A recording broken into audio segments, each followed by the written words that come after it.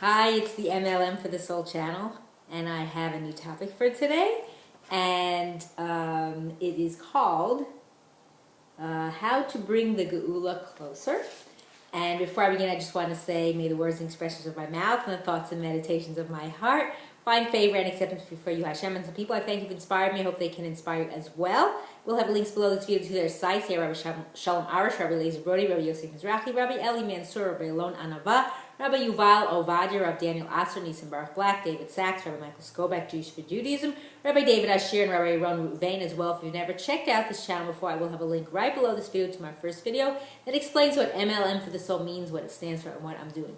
So, being in the month of Adar, these are going to be more about that and more about relating to Purim as well. So this one is related to Purim, and this is again from Chevlei Mashiach from Rabbi Daniel Travis, and he's the Rosh Kol of Torah Chaim in Yerushalayim. He's called the quote Living On Rabbi. So how do we bring the Geulah closer? So this is what he has to say. There's a special mitzvah to send mishloach manos on Purim. Oh, and if you don't know what Geulah is, it's redemption. So, sending mishloach manos on Purim. The post can bring two reasons for this mitzvah: for the sake of the Seudah, and to increase the ahava, love, and rei'us among the Jewish people.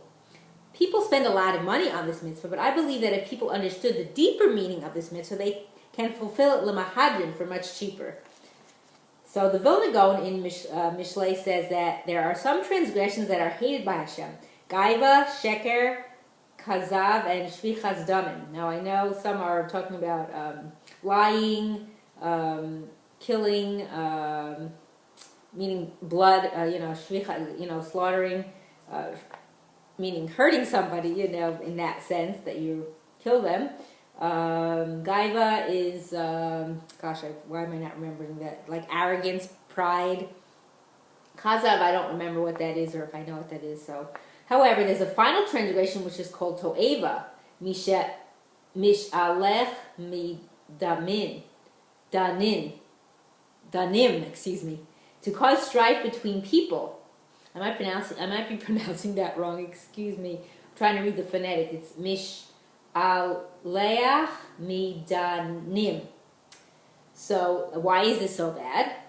Causing strife between people. In Shir HaShirim, the Vilna Gaon explains that the Beis HaMikdash was not the physical building. The Beis HaMikdash was the Hashras Hashchina, the resting of Hashem's presence on the entire Jewish people. So how does this take place? Meaning, that's just an edifice, but it's really Hashem's Shechina. That's really what it meant. It's encompassing. So the Shechina rests on someone when he focuses his heart to Hashem. In order for the Shekhinah to rest on the entire Jewish people, it is necessary that all of the hearts of the Jewish people are united as one in one place. The Beis HaMikdash was chosen for this, meaning that was a place where everyone could come together. Otherwise, people wouldn't, like in this day and age. Everyone's so busy, it's like hard to get everyone to come together in one place. That's why you think about it, now I just thought of this, maybe it's a chidush or something, that's why we have the Beit Knesset, so everyone can come together and be united. So the Arizal explains that in truth, Purim is the holiest day of the year, and Yom Kippur is compared to Purim. That's why it's called Yom Kippurim. Also, some people say a day like Purim.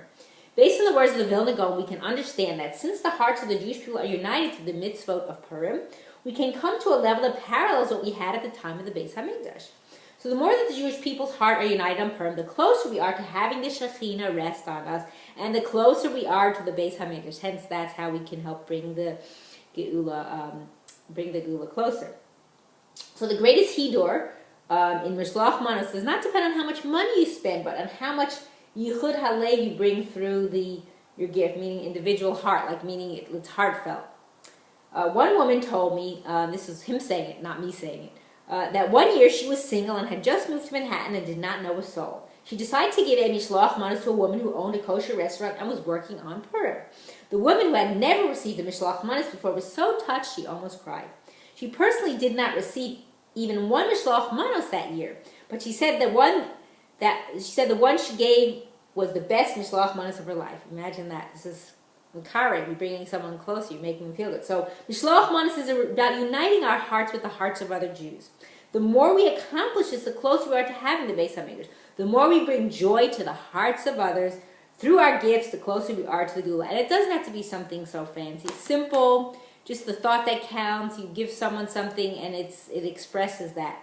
And through this, again, may we merit to live and see the coming of Mashiach speedily in our days and the rebuilding of our final and everlasting Beis HaMikdash. Amen. And thanks for watching.